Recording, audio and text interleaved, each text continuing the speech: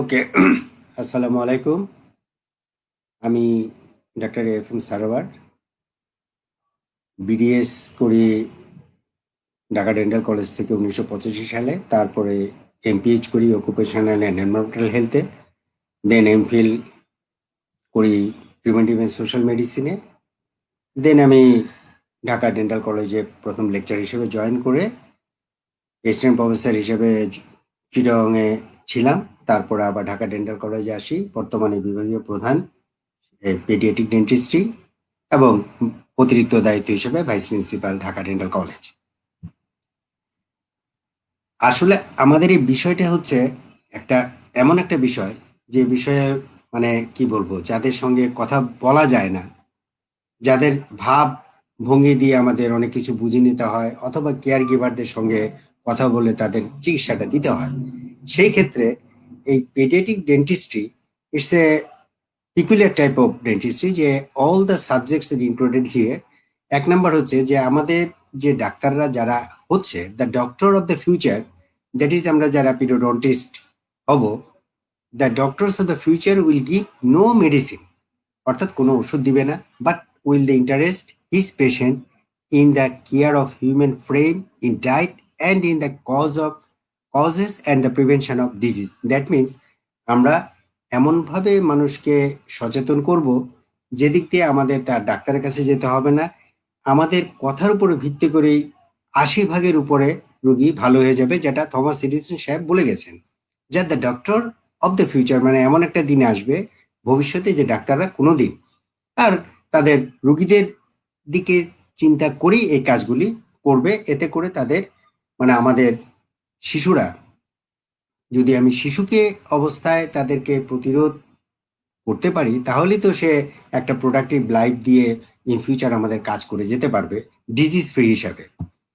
তাহলে আমি সরাসরি বলতে পারি যে every child has a fundamental rights to his total oral health, not only the oral health as well as their general health. অর্থাৎ আমাদের একটা শিশুর আমাদের যেমন নিত্য প্রয়োজনীয় রাইট আছে, আমার একটা অধিকার, ঠিক শিশু স্বাস্থ্যেরও সেই অধিকার আছে তার মুখের স্বাস্থ্যটাকে ঠিক রাখা। এই ক্ষেত্রে যদি আমরা বলতে যাই, প্রথমে একটি হিস্ট্রিক্যাল ব্যাকগ্রাউন্ডে যাই, যে আমাদের ইতিহাসটা যদি জানি, যে American dental association, that is ADA, establish হয়েছিল 1859 সালে। সেখান থেকে কিন্তু আমাদের এই ডেন্টাল বা ডেন্টাল প্র্যাকটিসটার একটা প্রাতিপাদ্য অবস্থা শুরু হয়। তারপর American Association of paediatric dentistry, AAPD, যেটা 1947 সালে আবির্ভূত হয় আমেরিকাতে এবং তাদের অফিস হচ্ছে শিকাগোতে। Then International Association of paediatric dentistry, যেটা এই এস্টাবলিশড হয় 1969 সালে, সেটা হয় আবার সুইজারল্যান্ডের জেনেভায়।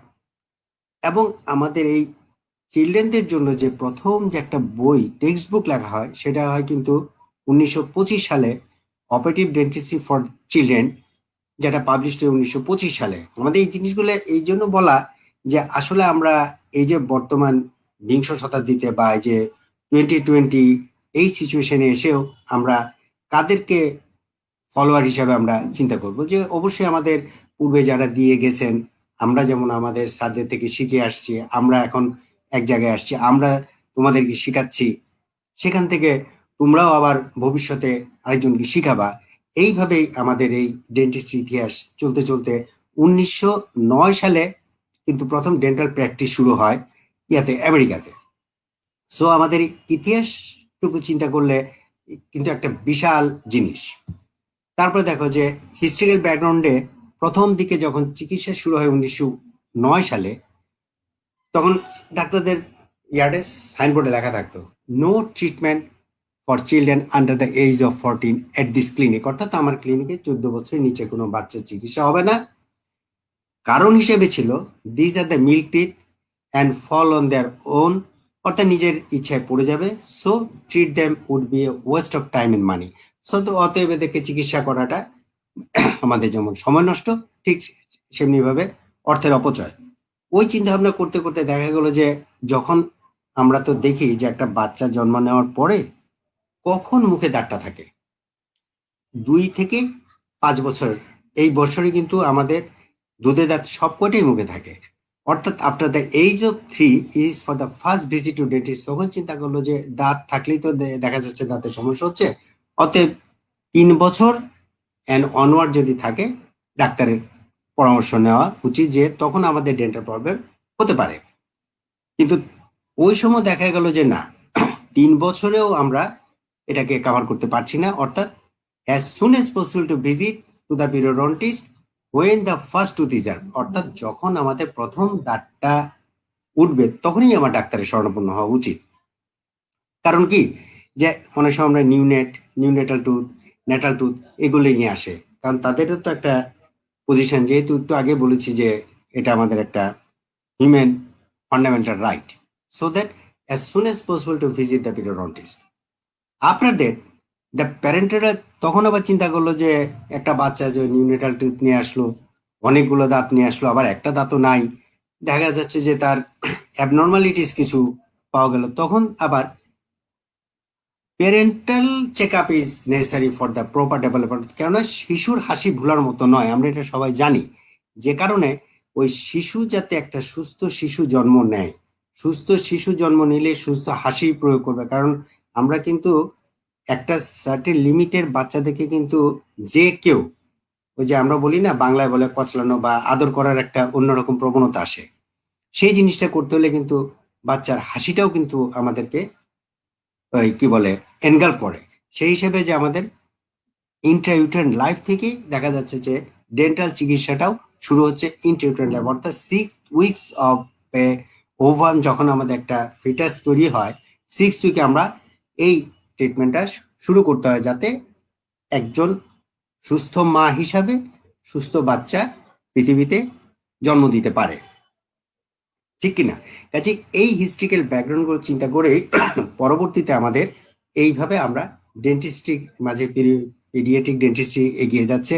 যেমন বাংলাদেশেও আমাদের বিএসপিডি তৈরি করা হয়েছে, যে Bangladesh society of paediatric dentistry for the betterment of our paediatric এই সরি যা পেডিয়াট্রিক পেশেন্ট।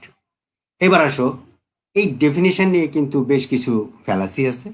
যেমন এএপিডি, যেটা আমেরিকান ন্যাশনাল পেডিয়াট্রিক ডেন্টিস্ট্রি, ওরা বলছে ভালো করে এই জিনিসটুকু একটু বুঝতে চেষ্টা করতে হবে, কারণ দেখতে দেখা যাচ্ছে একটা বড় ডেফিনেশন, কিন্তু তার মাঝে কয়েকটা শব্দ আছে, যে শব্দগুলি যদি মনে থাকে তাহলে আমার ডেফিনেশন লিখতে কোনো রকম ভুল হবে না।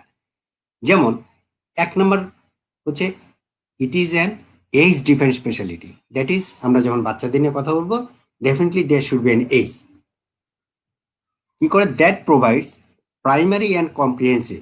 অর্থাৎ আমাদের প্রাইমারি প্রিভেনশন অ্যান্ড কম্প্রিহেন্সিভ মানে সমন্বিতভাবে, এককভাবে নয়। Primary and comprehensive, preventive and therapeutic, অর্থাৎ আমরা প্রিভেনশন করব অ্যাজ ওয়েল এজ থেরাপিউটিক, মানে ওষুধও দিব, কথা দিয়ে প্রমোশন করব এবং আমরা ওষুধ দিব, দিয়ে ওরাল হেলথ কেয়ারটাকে কার জন্য?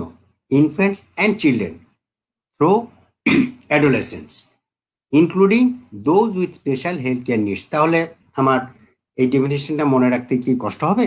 যে একটা বলতেই হবে এজ ডিফাইন স্পেশালিটি। সে কি করবে? That provides primary and comprehensive, preventive and therapeutic oral health care কার জন্য?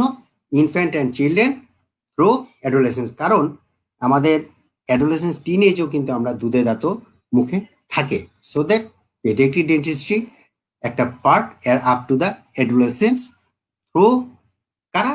সাথে স্পেশাল হেলথ কেয়ার নিডস, যারা বয়স্ক লোক কিন্তু মেন্টাল রিটার্ডেড, যাকে বলি আমরা অটিস্টিক বলি বা হ্যান্ডিক্যাপ বলি, হোয়াটএভার যেভাবেই মানে নামায়িত করি না কেন, আমরা তাদের জন্য এইভাবে একটা ডেফিনিশন দেওয়া হচ্ছে। কে দিল এটা? AAPD, that is American Association of paediatric dentistry. এবার আসো, এই ডেফিনিশনটা আমেরিকান ডেন্টাল অ্যাসোসিয়েশন, ওটা কিন্তু পেডিয়াট্রিক ডেন্টিস্ট্রি, আর ডেন্টাল অ্যাসোসিয়েশন কিন্তু অনেক বড়। তারা 95-এ এসে বলল যে না, জাস্ট তুমি যদি আগের স্লাইডটাতে একটু দেখো, an age defined speciality that provides primary and comprehensive, কিন্তু এই এই জায়গায় এসে দেখো যে আমাদের এডিএ বলতেছে যে an age defined speciality that provides, মাঝখানে একটা বোথ, বোথ একটা শব্দ ঢুকছে, কিন্তু আগেরটাতে কিন্তু বোথ নাই। That is both primary and comprehensive, অর্থাৎ একক নয়, আমি একা প্রাইমারি প্রিভেনশনও দিতে পারি অথবা সমন্বিতভাবে দিতে পারি। কিভাবে? প্রিভেন্টিভ মেজারগুলো আমরা কয় ধরনের প্রিভেনশন আছে? Primary, secondary, tertiary. আরেকটা আছে আমাদের প্রিভেনশন যেটা হচ্ছে যে আমাদের ইন্টিউটরাল লাইফ থেকে প্রিমোডিয়াল প্রিভেনশন বলি সেটাকে, যেটা ইনিশিয়ালি আমরা একটা প্রিভেন্টিভ মেজার নিয়ে চলে আসি। যখন প্রিভেনশন দেওয়ার পরেও কিছু কিছু প্রবলেম দেখা দেয় তখন আমরা থেরাপিউটিক, দ্যাট ইজ ফার্মাসিউটিক্যালসের আন্ডারে যাই। That is the definition by, যদি পরীক্ষার প্রশ্নে আসে বাই এডিএ, অবশ্যই মাথায় রাখতে হবে যে টোটাল ডেফিনিশনের মাঝে একটা বোধ শব্দ বসায় দিলেই কিন্তু আমার definition complete. That is an age defined speciality that provides both primary and comprehensive, preventive and therapeutic. এই কটা শব্দই তো আমাদের দরকার। তাহলে আমাদের infant, children through adolescence including those with special health care needs, obviously the patient whose are disable, তাদের তো চিকিৎসার প্রয়োজন আছে, কারণ তার তাদের চিকিৎসা এবং একটা বাচ্চার চিকিৎসা কিন্তু অলমোস্ট একই ক্যাটাগরি। নাও, পেডিয়াট্রিক ডেন্টিস্ট্রিতে আমরা কি কি পাই? অর্থাৎ যদি একটা বই লিখতে গেলে একটা কন্টেন্ট দিতে হয়, যদি এটাকে আমরা সূচিপত্র আকারে বলি তাহলে কি আসে? প্রিভেন্টিভ ডেন্টিস্ট্রি, অর্থাৎ আমরা প্রিভেনশনে থাকবো। কয় ধরনের প্রিভেনশন হবে, আসলে কি প্রিভেন্টিয়াল দেওয়া হবে, না প্রাইমারিতে হবে, না সেকেন্ডারিতে হবে, না টার্সিয়ারিতে হবে? আবার যদি বলি কোন লেভেলে হবে, এটা কি প্রাইমারি লেভেলে হবে, না সেকেন্ডারি লেভেলে হবে, না টার্সিয়ারি লেভেলে হবে, নাকি আমাদের স্পেশালাইজড হসপিটাল লেভেলে হবে? অতএব আমাদের এই একটা এরিয়া পেডিয়াট্রিক ডেন্টিস্ট্রি। তারপরে আসো দ্বিতীয় জিনিস হলো public health dentistry. What is public health? আমরা কিন্তু সেকেন্ড ইয়ারে পড়ে আসছি। পাবলিক হেলথ হচ্ছে যে একটা জনস্বাস্থ্য, জনগোষ্ঠীর একটা কমিউনিটি লেভেলে একত্রিত একটা জনস্বাস্থ্য সেবা যাকে বলি। কাজে আমাদের পাবলিক হেলথ ডেন্টিস্ট্রি যখন দেখতে যাব, একটা স্কুলে স্কুল ফ্লুইডেশন হতে পারে, একটা বাচ্চাদের একটা গ্রুপে একটা কমিউনিটি পিপলদের হতে পারে। দেখা যাচ্ছে যে কিছু কিছু লোকাল এরিয়া আছে যে ওই এরিয়াতে এই ধরনের রোগের প্রিভিলেন্স বেশি, অর্থাৎ প্রিভিলেন্স ইনসিডেন্স দেখার জন্য আমাদের পাবলিক হেলথ ডেন্টিস্ট্রিটার প্রয়োজনীয়তা দেখা দিয়েছে। এবার আসো চাইল্ড সাইকোলজি অ্যান্ড ম্যানেজমেন্ট। সবচেয়ে বড় সমস্যা হচ্ছে আমাদের শিশুদের যে চাইল্ড সাইকোলজি বোঝা এবং তার ম্যানেজমেন্ট করা। অর্থাৎ সাইকোলজিক্যালি একটা বাচ্চা কয় ধরনের কি হতে পারে, তাদের বিহেভিয়ার কি হতে পারে, তাদের অ্যাটিটিউড কি হতে পারে, আমাদের ওই জিনিসগুলো চিন্তা ভাবনা করতে হবে। So child psychology is the very important the for a periodontist, কারণ চাইল্ড সাইকোলজি যদি সে না বুঝতে পারে তাহলে দেখা যাচ্ছে যে ডাক্তার সাহেব বাচ্চাকে যেভাবে ডিল করতেছে, বাচ্চার মা বা কেয়ার গিভার যিনি আসলো সেভাবে ডিল করছে না, কারণ চাইল্ড সাইকোলজি বাবা মা বুঝতে পারছে না। সেই জিনিসটাও কিন্তু তোমাকে বুঝাই দিতে হবে। তারপর আসো ক্লিনিক্যাল ডেন্টিস্ট্রি। হ্যাঁ, আমি কাজ করতে গিয়ে দেখা যাচ্ছে যে আমি প্রিভেনশন দিয়ে ফেল করলাম, পাবলিক হেলথের পাবলিক জনসচেতনতাও করতে পারলাম না, চাইল্ড সাইকোলজিও বুঝতে করছি, কিন্তু আমার তো কিছু ক্লিনিক্যাল ডেমনস্ট্রেশন দরকার পড়বে, যেমন রেস্টোরেটিভ হতে পারে, তারপরে যে ধরনের আমরা ক্লিনিক্যাল অ্যাপিয়ারেন্স বা ট্রিটমেন্টগুলো করে থাকি। এবার আসো প্রিভেন্টিভ অ্যান্ড অর্থোডন্টিক্স। সবচেয়ে বড় জিনিস হচ্ছে যদি ইন্টিগ্রেন্ট লাইফ থেকে মেল যে ডেভেলপমেন্টাল অ্যানোমালিস নিয়ে আসে, তাহলে কিন্তু আমাদের এই যে অর্থোডন্টিক প্রবলেমগুলো যে ইদানিং পাচ্ছি, কেন পাচ্ছি? Due to nutritional deficiency. এবং সেই জায়গায় আমাদের প্রিভেন্টিভ ইনিশিয়ালি যেমন exfoliation time and erupting time, সেই জিনিস যদি আমরা স্কেডিউলটা ঠিক মতো না জানি তাহলে কিন্তু আমাদের এই ধরনের একটা সমস্যা পড়তে পারে। অর্থাৎ এই জায়গাতে আমাদের একটা প্রিভেন্টিভ অর্থোডন্টিক, দ্যাট ইজ অর্থোডন্টিয়াতে যেন পদার্পণ করতে না হয় সেই জন্য আমরা প্রিভেনশন দিয়ে চেষ্টা করব। আর যদি ন্যূনতম কিছু হয়েও থাকে তাহলে ইন্টারসেটিভ অর্থাৎ একটা প্লেট ইউজ করি বা ব্রেস ইউজ করি, যেভাবে হোক আমরা অর্থোডন্টিক দিয়ে অ্যালাইনমেন্টটাকে ঠিক করতে পারি।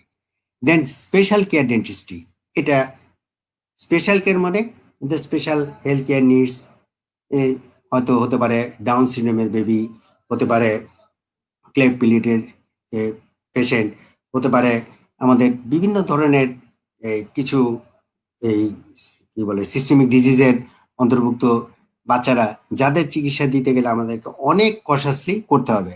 আরেকটা জিনিস হচ্ছে যে আমাদের ফরেন্সিক পার্ট, যে ফরেন্সিক অডন্টোলজি বলে একটা চ্যাপ্টার আছে, যেখানে চাইল্ড এবিউজ এন্ড নেগলেক্ট, কারণ আমাদের বর্তমান সমাজে যে হারে চাইল্ড এবিউজ হচ্ছে, দেখা যাচ্ছে সেই চাইল্ডের যে বয়স নির্ধারণ অথবা সেই শিশুর শারীরিক গঠন প্রকৃতি জানা, পোস্টমর্টেম করা অথবা অ্যান্টিমর্টেম তার যে রেকর্ডগুলো আছে তার সঙ্গে কম্পেয়ার করে আমাদের এখানে ফরেন্সিক মেডিসিনের সঙ্গে ফরেন্সিক ওডন্টোলজি ওতপ্রোতভাবে জড়ানো। আর জেনেটিক ইনপেডিটি ডেন্টিস্ট্রি মানে কি, যে কোনো একটা ডিজিজে তো হেরিডিটি বলে একটা কথাই আছে। আচ্ছা, আমরা হেরিডিটারি অ্যাসপেক্টে যদি যাই, তাহলে আমরা বলবো যে এটা এই হেরিডিটারি ইফেক্ট আমাদের চিন্তা করতে হবে যে জেনেটিক্স কিভাবে আসে। তোমাদেরকে আমি যদি আমার সুযোগ হয় বিহেভিয়ারাল অ্যাসপেক্ট পড়ানো, তাহলে দেখবো যে সেখানে এই what are the types of behaviour and how to maintain a genetic এই পিপলস, সেখানে একটা ভালো জিনিস দিতে পারবো বলে আশা করি। এবার আসো ক্লিনিক্যাল পিরিওডন্টিক্স। তুমি যখন একটা ক্লিনিক করবা, এখন তোমার স্বাভাবিক কারণেই তুমি একটা ক্লিনিক করতে গেলে দেয়ার ইজ সাম ইনভেস্টমেন্ট। সেটা কি ধরনের ইনভেস্ট করবা? এখন একটা এই গ্রাম্য বাজারের সেট আপ আর একটা গুলশান বনানী বা হাইফাই অঞ্চলের সেট আপ, কাজে আমার সেট আপ ও পিরিওডন্টিক ক্লিনিকও কিন্তু ডিপেন্ড করবে তোমার বাচ্চাকে কিভাবে ট্রিট করবা। সেট আপ ও পিরিওডন্টিক ক্লিনিকের মধ্যে আমাদের কি কি জিনিস থাকতে হতে পারে? একটা বাচ্চাকে সাইকোলজিক্যালি বিল্ড আপ করা, একটা বাচ্চার সঙ্গে ফ্রেন্ডলি মিশা, একটা বাচ্চাকে খুব সুন্দরভাবে টেন্ডার লাভিং কেয়ার দিয়ে নিজের কাছে টেনে আনা। এভাবে আমাকে পিরিওডন্টিক ক্লিনিকটা সাজাতে হবে যেন বাচ্চারা অ্যাট্রাকশনটা ফিরে পায়। বিকজ একটা বাচ্চা দেখা যাচ্ছে যে তোমার রুমে ওই ক্লিনিকের সামনে থেকে সে চলে যাওয়ার জন্য এদিকে ব্যথায় কাতরাচ্ছে, আবার বলে না চলো আব্বু বাসা চলো, বাসা চলো, আমি এখানে ঢুকবো না। হয়তো প্রথম দিন ঢুকে নাই, ঠিক আছে, ওখান থেকেই একটা সলিউশন দিয়ে ব্যথা কমানোর বা তার যে ডিসকমফোর্টটাকে যদি রিলিভ করানোর কোনো একটা ব্যবস্থা করে দিতে পারো, তাহলে হয়তো প্রথম দিনের জন্য সে রিলিফ পেলে, বলে যে যাক বাবা বাঁচা গেল। কিন্তু পরের দিন দেখবা যে সে হয়তো তোমার গেটটা টপকায় ভিতরে ঢুকবে। সো দ্যাট তুমি তাকে ওইভাবে তোমার ক্লিনিকটাকে সেট আপ করবা। দেন টিথিং ডিসঅর্ডার, এবং তার কি কি ডিসঅর্ডার হতে পারে? টিথিং ডিসঅর্ডার মানে দাঁত ইরাপশনের টাইমে কি কি ডিসঅর্ডার হতে পারে? দেখা যায় যে অনেক সময় দাঁত অর্ধেক, দাঁত নিচ দিয়ে উঠছে, আঁকা বাঁকা হচ্ছে, যেখানে আমার ইন্টারসিটি ট্রিটমেন্টের দরকার পড়বে, অর্থোডন্সিক ট্রিটমেন্টের দরকার পড়বে বা স্পেস মেনটেনার ইউজ করা লাগতে পারে। There are so many types of treatment should be accommodated here. Then development anomalies, যেটা বললাম যে একটা জন্মগতভাবে নিয়ে আসতে পারে। তারপরে আরেকটা মোস্ট কমন হচ্ছে ডেন্টাল ক্যারিজ ইন চিলড্রেন, যেটা আমরা যদি প্রপারলি মেনটেন না করতে পারি, একজন একটা বাচ্চাকে প্রপার ওরাল হাইজিন টেকনিক যদি ঠিকমতো অ্যাপ্লাই না করতে পারি, অবশ্যই ডেন্টাল ক্যারিজ হবে। কারণ ডেন্টাল ক্যারিজ কেন হয় সেটা ক্যারিজ চ্যাপ্টারে গেলেই তোমরা পাবা যে why caries is occur. Caries যদি হয়েই যায়, তাহলে আমাদেরকে রেস্টোরেটিভ ডেন্টিস্ট্রিতে যেতে হবে। রেস্টোরেটিভ ডেন্টিস্ট্রি যদি আমরা করতে না পারি, তাহলে পাল থেরাপিতে যেতে হবে। পাল থেরাপি মানে in one source of endodontics, that is বড়দের বেলায় বলি রুট ক্যানাল, ছোট বাচ্চাদের বেলায় বলি pulp therapy, that is treatment over pulp, either root canal or pulp therapy.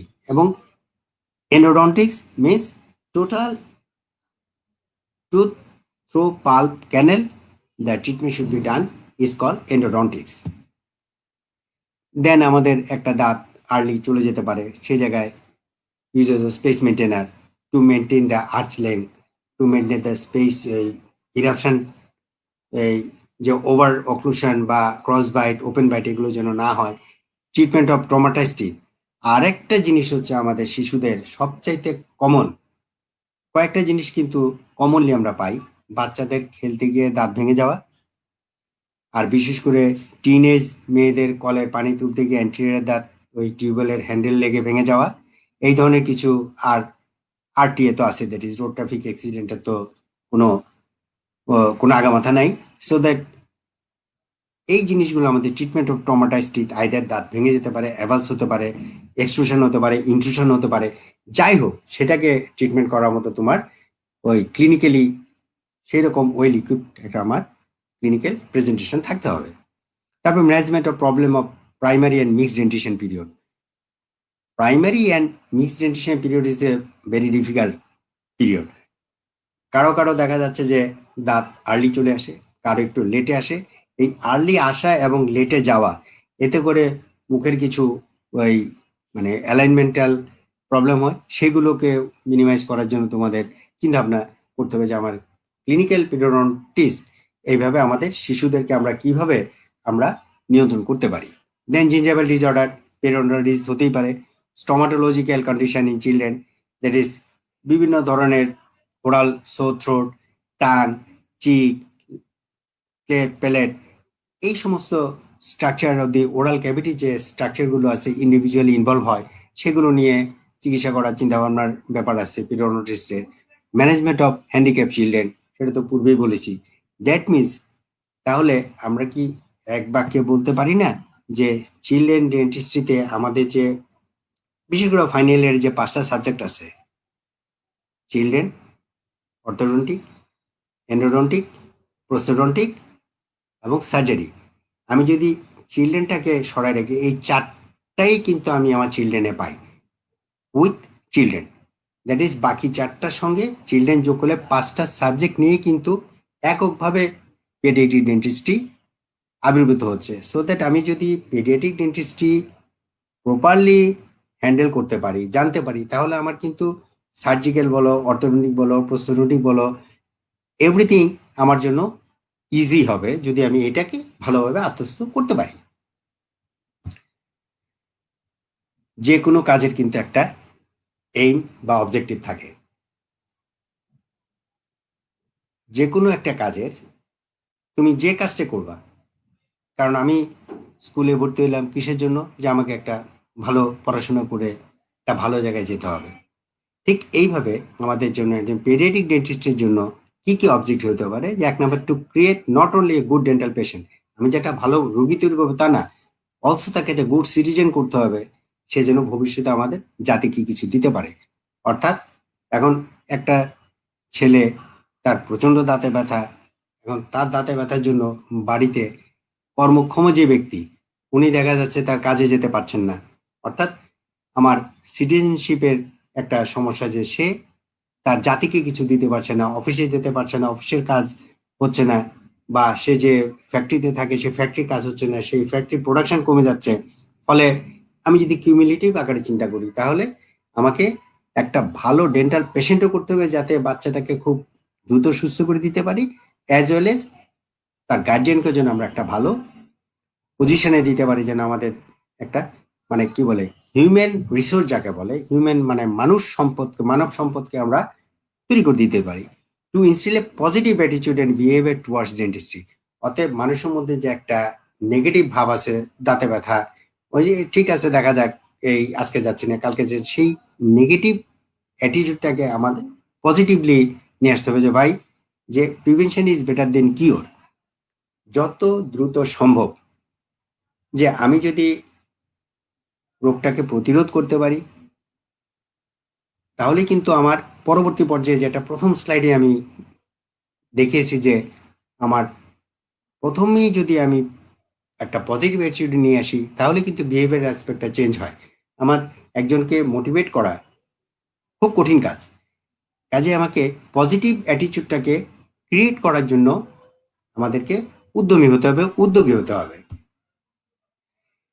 তারপর কি করতে পারি, to introduce and implement principles of preventive dentistry. হ্যাঁ, প্রথমেই যে বলছি যে but including prenatal guidance and counselling, অর্থাৎ একজন মা কনসিভ করার সঙ্গে সঙ্গেই আমাকে ইমপ্লিমেন্ট করতে হবে যে প্রিভেন্টিভ ডেন্টিস্ট্রি। যে আপনাকে দেখা যাচ্ছে যে মাকে বললাম যে আপনি আপনার ওরাল হাইজিন মেনটেন করেন, এই মানে সকালে নাস্তার পরে ব্রাশ করেন, রাত্রে খাওয়ার পরে ব্রাশ করেন, আর যতবার খাওয়া দাওয়া করবেন ততবার কুলি করেন। দেখা গেল মা হয়তো রেগে মেগে বললো, আরে বাবা, এটা আমার বাচ্চা পেটে, তা আমি কুলি করে কি করব। দেখা যাবে যে মারা হয়তো সেই জায়গায় আমাকে পজিটিভ অ্যাটিটিউড আনতে হবে। সেই জায়গায় যদি তাদেরকে ওই রকম ভাবে বুঝাতে পারি যে আপনি না হয় ক্যালাস হতে পারেন, কিন্তু আপনি যাকে ভবিষ্যতে জন্ম দিবেন সে যেন সুস্থভাবে আসে, সে যেন ভালোভাবে আপনার সঙ্গে চলতে পারে, সেটার জন্যই তো আপনাকে আমার এই কাজটুকু করতে হবে। আপনি যদি এভাবে যান, তাহলে আপনার বাচ্চাটা ভালো হবে। সো আমাকে ওই অবজেক্টিভটাও চিন্তা করতে হবে যে কিভাবে আমি একজন মাকে এই প্রিভেন্টিভ ডেন্টিস্টকে দিয়ে তার বিহেভিয়ারাল চেঞ্জটা আনতে পারি। তারপরে the child should be treat as whole. একটা মানুষ, একটা বাচ্চাকে একটা পূর্ণ মানুষ হিসেবে চিন্তা ভাবনা করতে হবে। কারণ আজকে যদি বলি যে আপনার বাসায় হয়তো কালকে একজন বা একটা বাচ্চা হলো, মিষ্টি মিষ্টি খেলাম খুব ভালো করে, যে হ্যাঁ আমার একটা ছেলে হলো বা একটা মেয়ে হলো, খাওয়া দাওয়া করলাম।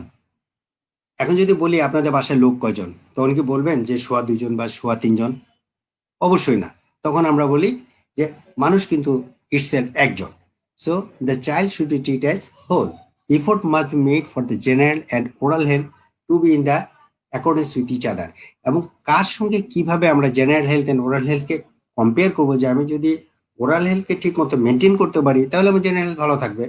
আমি যদি ওরাল হেলথ খারাপ থাকে, স্বাভাবিক কারণে ওরাল ক্যাভিটি দিয়ে অনেক ব্যাকটেরিয়া শরীরে ঢুকে আমার জেনারেল ডিজিজ তৈরি করবে। সো আমাকে ওই জিনিসটাকেও আমার অবজেক্টিভে রাখতে হবে। আর সবচেয়ে বড় জিনিস হচ্ছে যে প্রিভেনশন দেওয়ার পরেও আমাকে আর্লি ডায়াগনোসিস এন্ড ট্রিটমেন্ট। আমি যদি ডায়াগনোসিস আর্লি করতে পারি, ট্রিটমেন্ট শুড বি ক্লিয়ার। অর্থাৎ আমি যদি আরেকটু অন্যভাবে বলি, যে আমি যাব রংপুর, বাস স্ট্যান্ডে গেলাম, আমার পকেটে রংপুরের টিকিট।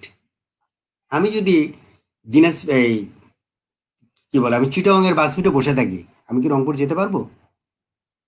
জাস্ট ওইভাবে চিন্তা করো যে আমি যদি প্রপার ডায়াগনোসিস করতে পারি, অবশ্যই ট্রিটমেন্ট শুড বি প্রপার। আর যদি আমার ইনিশিয়াল ডায়াগনোসিস ভুল হয়, তাহলে তো আমার এন্টার প্রসেসটাই ভুল হবে। যেমন নাকি আরো সুন্দরভাবে যদি বলতে যাই, তাহলে বলতে হয় যে জীবনের মানে জাস্ট প্রথম প্রশ্নর উত্তর যদি মিথ্যা হয়, পরবর্তী সমস্ত প্রশ্ন উত্তর কিন্তু মিথ্যা হবে। অর্থাৎ প্রথম ডায়াগনোসিস যদি তোমার রং হয়, throughout the life should be the wrong treatment. So early diagnosis and treatment, এই মোটিভটা আমাদের মোটোটা থাকতে হবে। Sorry. To restore the loss to structure, to maintain harmony between the hard and soft tissue. অর্থাৎ আমার যদি কোনো কারণে একটা দাঁত দেখা যাচ্ছে চলে যাচ্ছে, সেটাকে আমার লস টুথটাকে রেস্টোর করতে হবে। কারণ ওই প্রথমে বললাম যে আমাকে ওই আর্চ লেংথ, তারপর আমার টিস্যুর condition, occlusion, cross bite, open bite, everything should be maintained. Then educating parents regarding importance of deciduous tooth. হ্যাঁ, আরেকটা নিশ্চয়ই ওই যে বলা হচ্ছিল যে দ্বিতীয় স্লাইডে বলেছি যে এখানে 14 বছরের নিচে বাচ্চাদের ট্রিটমেন্ট করা হয় না, এখানে 3 বছরের বাচ্চার ট্রিটমেন্ট করা হয় না। এই জিনিসগুলা আমাদেরকে বোঝাতে হবে যে educating the parents regarding importance of deciduous, অর্থাৎ দুধে দাঁতের যে প্রয়োজনীয়তা কতটুকু, সেটা আমাদের তাদেরকে সেইভাবে ওরিয়েন্ট করতে হবে। এভাবে আমাদের ডেন্টাল ট্রিটমেন্ট অ্যান্ড কিভাবে সেটা প্রিজার্ভ করব, সেই প্রিজার্ভেশনটাও আমাদেরকে বুঝাতে হবে। আরেকটা জিনিস যেটা হয়, আমাদের ডাক্তারের কাছে সাধারণত যারা আসে সিভিয়ার পেইন নিয়েই আসে। ফার্স্ট অফ অল আমার পেইনটা কমাতে হবে। যদি পেইন কমাতে পারি, তাহলে তার মধ্যে যে পেইনের যে সিকুলি যেগুলি থাকে, অ্যাবসেস হতে পারে, সেপসিস হতে পারে, এই জিনিসগুলো আমরা ইজিলি প্রহিবিট করতে পারবো। এবং একটা থিম দিতে পারবো যে কেয়ার গিভার, কেয়ার প্রোভাইডার যারা বাচ্চাটাকে নিয়ে আসে। কারণ একটা জিনিস চিন্তা করে দেখো যে একটা বাচ্চাকে যখন নিয়ে আসে, বাচ্চার সঙ্গে কিন্তু কথা বলে কিছু বলা যায় না, বলতে হয় তার গার্জিয়ানের সঙ্গে।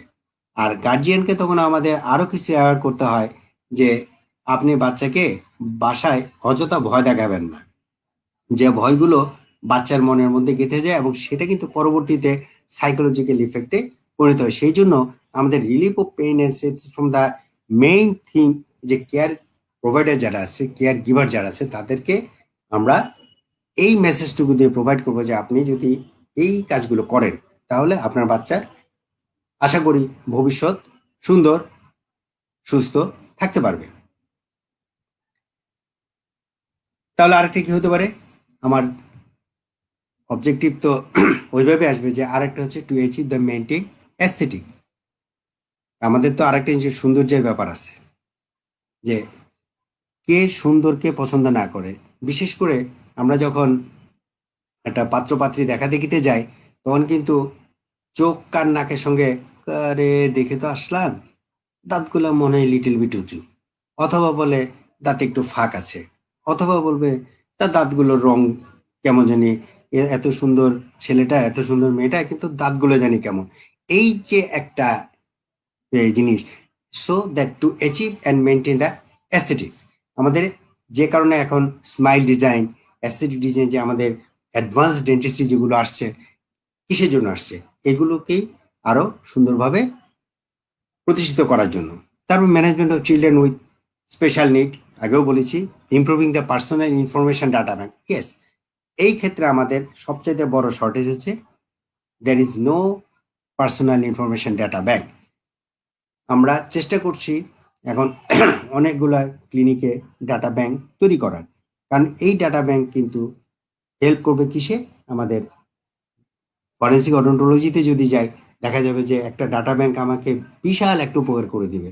সো দ্যাট আমাদের এই জিনিসটুকু মাথায় রাখতে হবে যে আমি একটা বাচ্চা যেদিন থেকে ক্লিনিকে আসবে সেদিন থেকে যতদিন চিকিৎসা চলবে, প্রত্যেকটা ডেটা যদি আমরা প্রিজার্ভ করতে পারি, তাহলে আমরা সেই ডাটা দিয়ে তাকে পরবর্তী ট্রিটমেন্টগুলো আমাদের আরো সুবিধা মতো বা আরো ইজিলি করতে পারবো।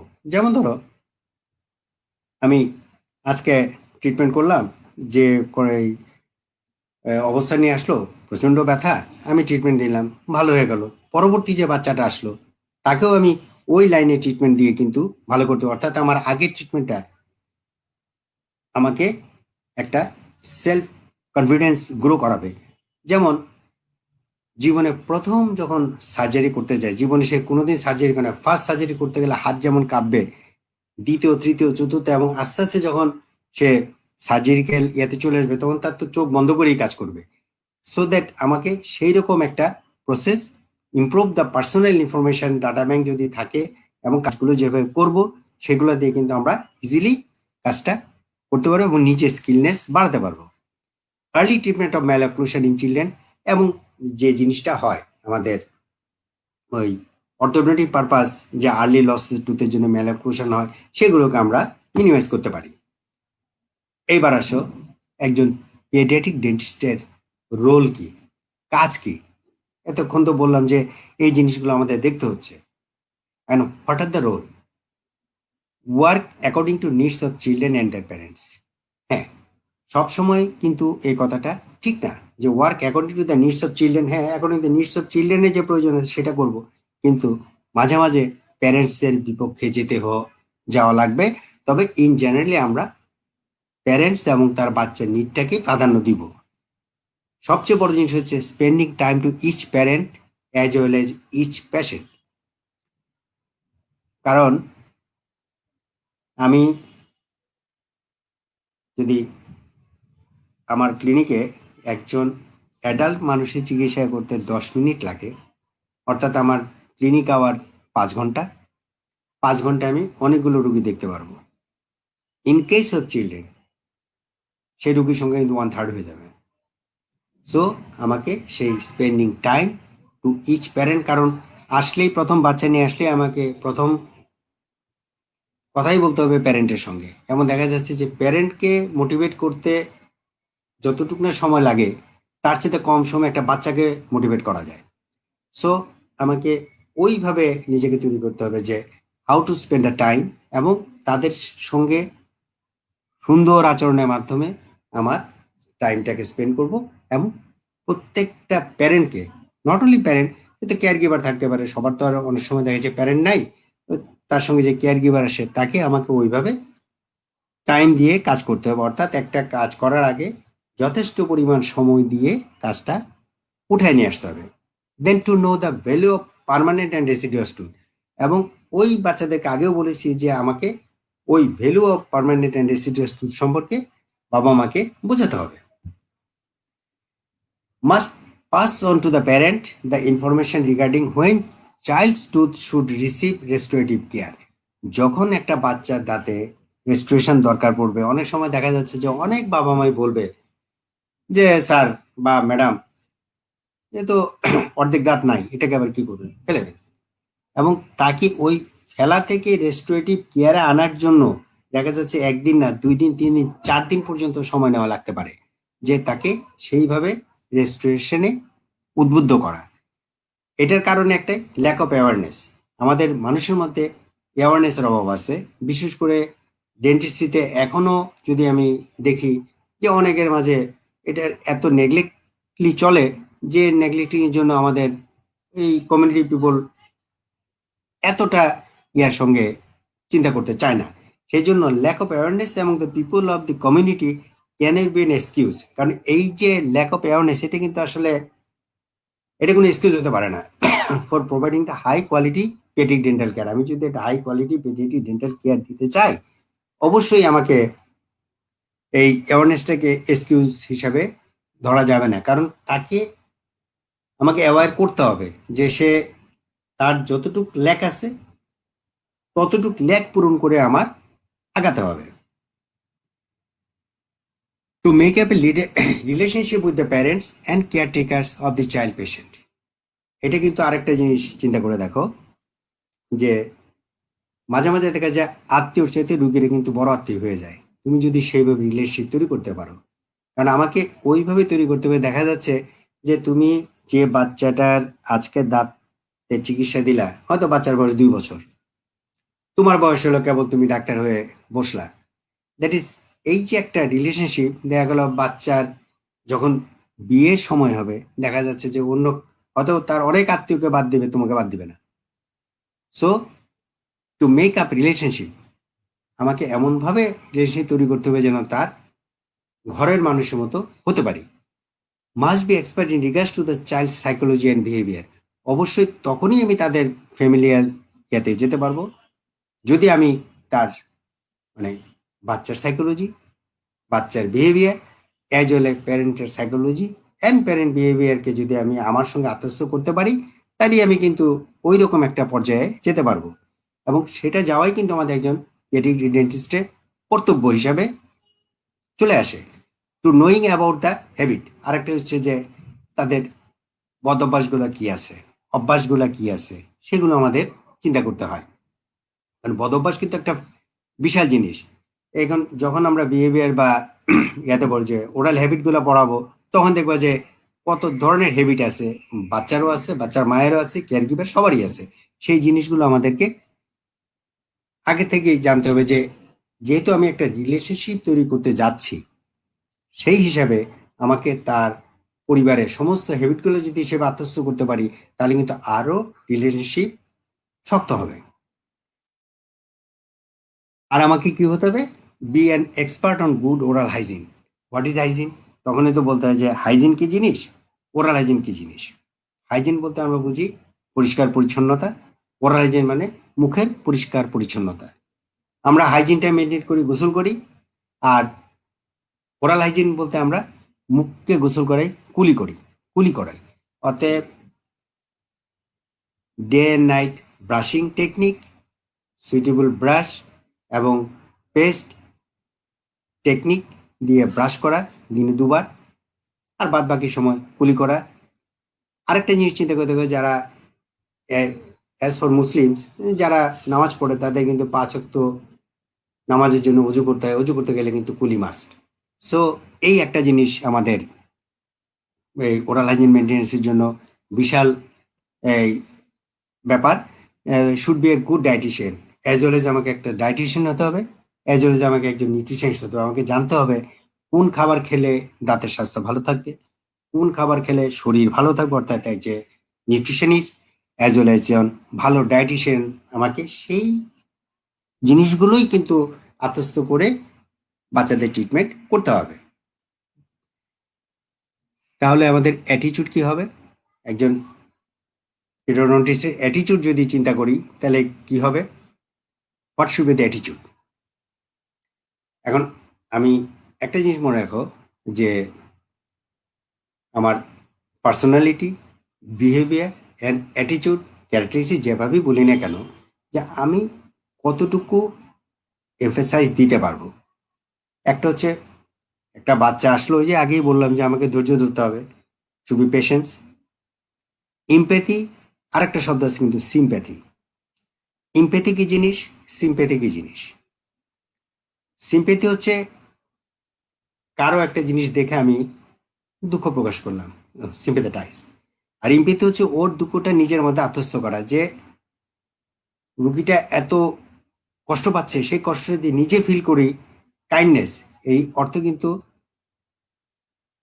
দয়া, অর্থাৎ তার প্রতি তুমি সহমর্মিতা হয়ে যে চিকিৎসার যে ট্রায়াঙ্গেলটা তৈরি করবা, সেটি হচ্ছে আমাদের মূল ক্যারেক্টারিস্টিক অফ এ আইডিয়াল পিরিওডন্টিস্ট। তোমার ধৈর্যশীল হতে হবে, তোমাকে মানবিক হতে হবে, তোমাকে সহমর্মিতা হতে হবে, that is patience, empathy and kindness, এই তিনটা সমন্বয়ে তোমাকে তৈরি হতে হবে। তা নাহলে তুমি কিন্তু বাচ্চা ম্যানেজ করতে পারবা না, না হলে বাচ্চা সাইকোলজিও বুঝতে পারবা না, তাদের বিহেভিয়ারও করতে পারবে না, তার প্রতি দয়াও দেখাতে পারবে না, তার সিম্পেথিও বুঝতে পারবে না, তার ইমপ্যাথিও তুমি ইন্টারনালাইজ করতে পারবা না। কাজেই আমাকে এই জিনিসগুলো চিন্তা করতে হবে। তাহলে আমাদের কি কি জিনিস থাকতে পারে? একজন patience, empathy and kindness, good periodontist should have the following quality. এইটার যদি আমি এই তিনটা জিনিসকে একত্রিত রাখতে চাই, তাহলে আমাকে কিভাবে রাখতে হবে? আমাকে অবশ্যই ইথিক্যাল হতে হবে, মানে চড়থাপ্পড় মারা যাবে না, তাকে আনইথিক্যাল কাজ করা যাবে না, যে আমি একটা কাজ করতে গিয়ে আরেকটা রংলি কাজ করতে পারবো না। নিজের মধ্যে সেলফ কনফিডেন্স থাকতে হবে যে ইয়েস, আমি যে কাজটা করলাম, আই এম রাইট, এবং always I am right in the right position, not right in the wrong position. এই জিনিসটুকু আমাদের রাখতে হবে।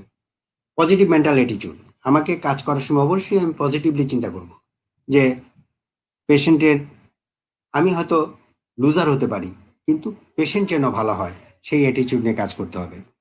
দেন গোল ওরিয়েন্টেশন উইথ ক্ল্যারিটি, অর্থাৎ যে কাজটা করব সেটা যেন ক্লিয়ার, ক্লিন কাট কাজটা হয়। আমাকে আরেকটা জিনিস চিন্তা করতে হবে যে এই ক্ষেত্রে বলতে হবে যে গোল অ্যান্ড টার্গেট, দুটো জিনিস কিন্তু মাথায় রাখা দরকার। What is goal, what is target? Target হচ্ছে আমি খেলতে নামছি, যখন আমি খেলায় গোল দিব তখনই কিন্তু আমার টার্গেট ফুলফিল হবে, that is target fulfil is call goal. অর্থাৎ আমি যে টার্গেটে কাজটা করব সেটা যেন আমি ফুলফিল করতে পারি। দেন ফ্লেক্সিবিলিটি, হ্যাঁ, ওই যে আমাকে একটু তো সবসময় তো রিজিডিটি চলবে না, কারণ একটা বাচ্চাকে আমি যদি আজকে রিজিড হই, কালকের থেকে ওই বাচ্চা তো আসবেই না, দেখা যাবে যে বাচ্চার বাবা মাও তোমার প্রতি বিরূপ হয়ে নিজেও আসবে না, অন্য কারোর সঙ্গে তোমার সম্পর্ক হতেও দিবে না। কাজে তোমাকে ফ্লেক্সিবল হতেই হবে, তোমাকে ওই ক্যারেক্টারিস্টিক আত্মস্থ করতে হবে। টিএলসি, এটা কিন্তু শর্ট নোটে প্রায়ই আসে, টেন্ডার লাভিং কেয়ার, অর্থাৎ বাচ্চা পাচ্ছে ব্যথা, তার মাঝে তুমি আদর করে তার ব্যথা কমায় দেওয়া। তুমি তাকে এমনভাবে আদর করবে, দেখা যাচ্ছে আদরের ইয়েতেই একটা বাচ্চা তার ব্যথা কমে যাচ্ছে, দ্যাট ইজ তাকে তুমি খুব ফ্রেন্ডলি, সিনসিয়ারিটি দিয়ে এবং তোমার অনেস্টি দিয়ে তাকে নিজের বশীভূতকরণ যাকে বলে, তাহলে আমরা টিএলসি পেতে পারি। আমাদের ক্যারেক্টারিস্টিক মধ্যে হতে পারি ইথিক্যাল, হতে আমরা ইথিক্যাল হব, নিজের কনফিডেন্স বাড়াবো, পজিটিভ মেন্টাল অ্যাটিটিউড নিয়ে থাকবো, গোল ওরিয়েন্টেড হব, ফ্লেক্সিবল হব, টেন্ডার লাভিং কেয়ার থাকবো বাচ্চাদের প্রতি, তার সঙ্গে ফ্রেন্ডলি হব, তার সিনসিয়ারিটি থাকবে, এবং অনেস্টি, আমার মধ্যে যেন ডিজনেস্টির কোনো বহিঃপ্রকাশ না ঘটে।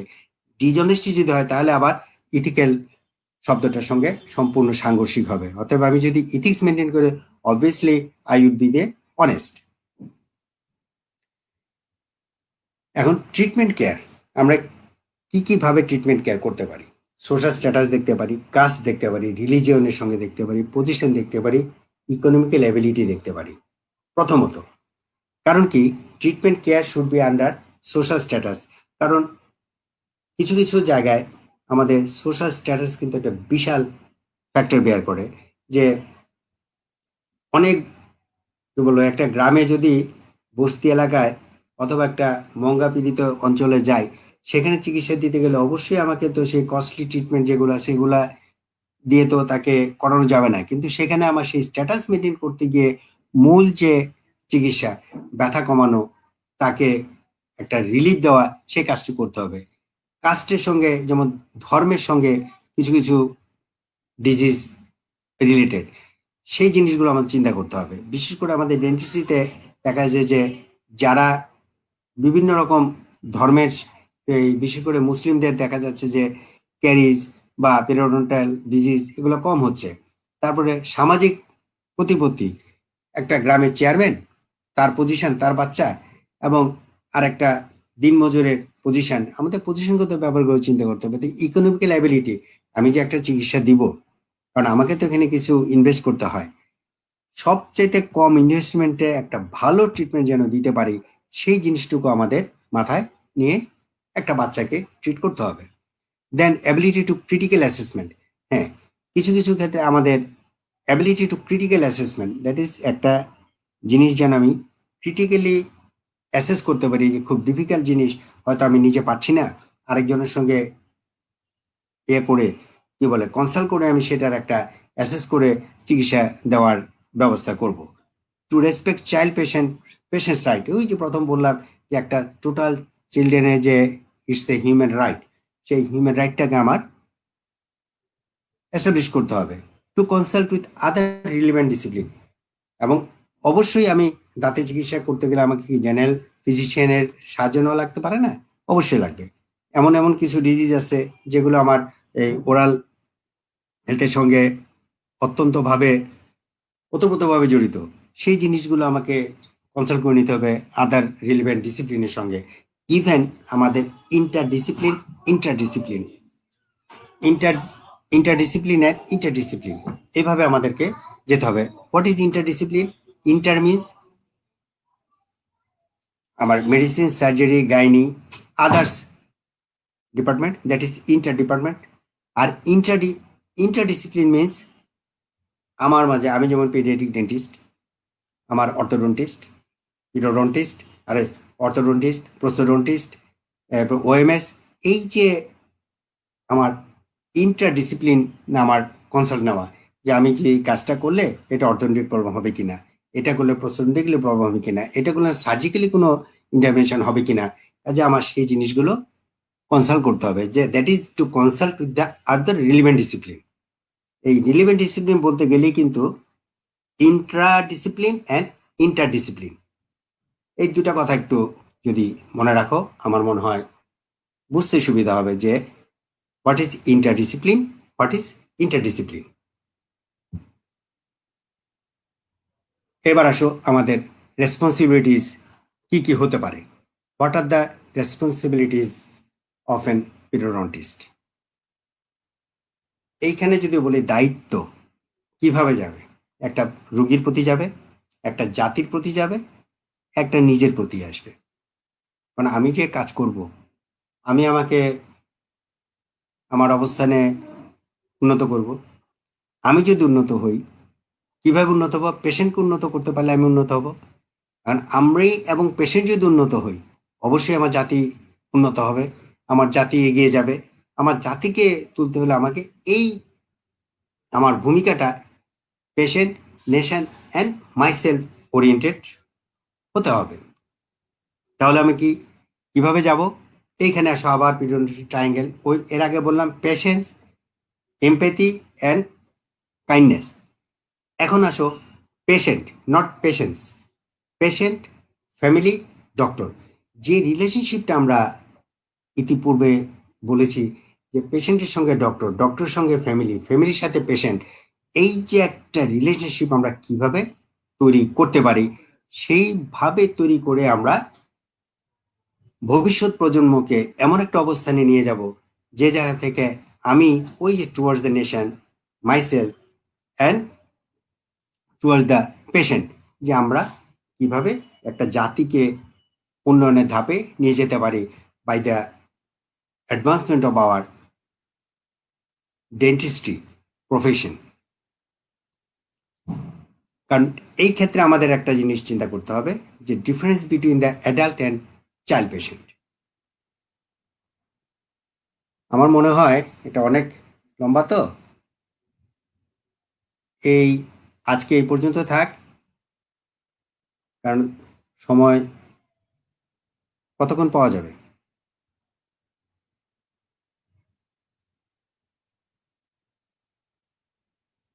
হ্যালো,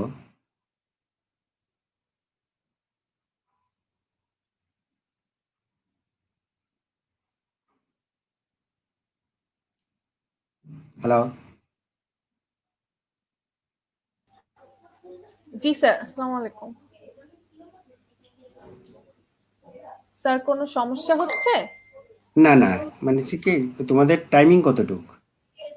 স্যার আপনার যতক্ষণ ইচ্ছা আপনি করতে পারেন, সমস্যা নেই। আপনার লেকচার যতক্ষণে শেষ হয়। এটা মানে অনেক বড় তো। পরশুদিন সময় দিতে পারবা 7টায়? তাহলে এটা শেষ করে দিতে পারবো। অলরেডি 1 ঘন্টার উপরে হয়ে গেছে। আচ্ছা, যেমন আরেকটু যাই, what are the difference between adult and child patient? এখন অ্যাডাল্ট যদি আমরা বলি, একটা তো অ্যাডাল্ট পেশেন্টের বেলায় কিন্তু সে নিজে অ্যান্সার দিবে, তার কাজ করতে গেলে কোনো ফোর্স অ্যাপ্লাই করতে হয় না, এবং তার গ্রোথও কিন্তু স্ট্যাটিক থাকে, এবং তার ট্রিটমেন্টটা সাধারণত আমি কিউরেটিভ ট্রিটমেন্টেই করি, কারণ সমস্ত ট্রিটমেন্টগুলো আইদার ফিলিং করি বা রুট ক্যানাল করি অথবা ক্যাপ ব্রিজ যাই করি, আমরা কিন্তু একটা অ্যাডাল্ট পেশেন্টকে এই লাইনে ট্রিটমেন্টটা দিয়ে থাকি। বাট চাইল্ডের বেলায়, অ্যাডাল্ট যদি সেলফ হয়, চাইল্ড অবশ্যই dependent, that is adult is independent. অ্যাডাল্টকে আমরা উইদাউট ফোর্স কাজ করতে পারি, বাচ্চাদের বেলায় ফোর্স অ্যাপ্লাই করতে হয়। এই ফোর্স দুই রকম, একটা হচ্ছে বাই ফোর্স, ফিজিক্যাল ফোর্স, আরেকটা হচ্ছে কথার ফোর্স, দ্যাট ইজ হচ্ছে আমাদের মোটিভেশনাল ফোর্স। স্ট্যাটিক গ্রোথ, কারণ অ্যাডাল্টের গ্রোথ থাকে স্ট্যাটিক, কাজে আমার তাকে চিন্তা ভাবনা করতে হয় যে একটা রুট ক্যানাল করে দিলাম, তার দাঁতও স্ট্যাটিক থাকবে, কিন্তু বাচ্চাদের বেলা এটা হলো ডেভেলপমেন্টাল। সো আমাকে দেখা যাচ্ছে আজকে ফিলিং করলাম, কয়দিন পরে তার দাঁতের সাইজ সব কিছু দিক দিয়ে একটা ডেভেলপমেন্টালি আরেকটা প্রবলেম ক্রিয়েট করতে পারে। সো আমাকে ওই চিন্তাটাও করতে হবে। আর অ্যাডাল্ট কেসে আমরা কিউরেটিভ ট্রিটমেন্ট দিই, আর চাইল্ড কেসে প্রিভেন্টিভ, মূলত আমরা প্রিভেনশনেই থাকি, যে কারণে children and preventive dentistry, paediatric dentistry is composed of children and preventive dentistry. মূলত 80% প্রিভেনশন, 20% ক্লিনিক্যাল। এখন ওই যে responsibility of ideal paediatrist towards the patient, আমরা কি করতে পারি? Use good judgement. পেশেন্টের বেলা আমরা একটা গুড জাজমেন্ট করব, বেস্ট ট্রিটমেন্ট দিব। টাকা পয়সার বেলায় fees are to be justified, handling of children should be well, main aim is prevention, must convey the good dentistry for the child. অতএব আমরা চাইল্ডকে একটা গুড ডেন্টিস্ট্রি উপহার দেব। টুয়ার্ডস দ্য নেশন, এখানে আমরা বলতে পারি community programme and preventive programme. And preventive programme আমি আমার কিভাবে করব, আর কমিউনিটি প্রোগ্রাম হচ্ছে যে আমি কমিউনিটিতে গিয়ে কিভাবে চিকিৎসা দিতে পারি। যেমন একটা স্কুল কমিউনিটিতে গিয়ে বাচ্চাদের একটা দিতে পারি, একটা মাদ্রাসায় যেতে পারি, স্কুলে যেতে পারি। ইভেন যে সমস্ত পথকলি, যে বাচ্চারা বস্তিতে থাকে কিন্তু স্কুলে যায় না, আমরা কিন্তু ওই স্লাম এরিয়াতে গিয়েও কিন্তু বাচ্চা বের করে করে বাচ্চাদের আমরা কমিউনিটি লেভেলে একটা প্রোগ্রাম নিয়েও আমরা অ্যাওয়ারনেস প্রোগ্রাম বা এআরটি, এর রেস্টোরেটিভ ট্রিটমেন্ট যেটা আমরা করে থাকি, সেগুলো আমরা করতে পারি। তারপরে তো আর প্রিভেন্টিভ প্রোগ্রাম তো প্রত্যেকে অ্যাওয়ারনেস প্রোগ্রাম করা, মাইকিং করা, লিফলেট করা, বিভিন্ন ধরনের এই অ্যাওয়ারনেস প্রোগ্রাম দিয়ে আমরা যেতে পারি। টুয়ার্ডস হিমসেলফ, আমি নিজের বেলায় কি করব? অবশ্যই I will feel proud of my profession, realisation of the increase responsibility. হ্যাঁ, আমার দায়িত্ব আমি বাড়াবো, এবং নিত্য নৈমিত্তিকভাবে আপডেটিং মাই নলেজ। আমি সেই ব্যাকডেটেড, যদি আজকে সেই ব্যাকডেটের আমলে থাকতো, তাহলে এক্সট্রাকশনেই থাকতো এখন একমাত্র অবলম্বন। আমার এই নতুন নতুন চিকিৎসা আসতো না, এবং আমাকে এই অ্যাডভান্সমেন্ট অফ ডেন্টিস্ট্রিও হতো না। Then honesty and refer to the other better treatment, hard worker, friendly and should be ethical. So Afia, এই পর্যন্ত আজকে থাক, পরে আমি টেলিফোনে তোমার সঙ্গে আরেকটা অ্যাপয়েন্টমেন্ট নিয়ে নেব। Thank you. হ্যালো।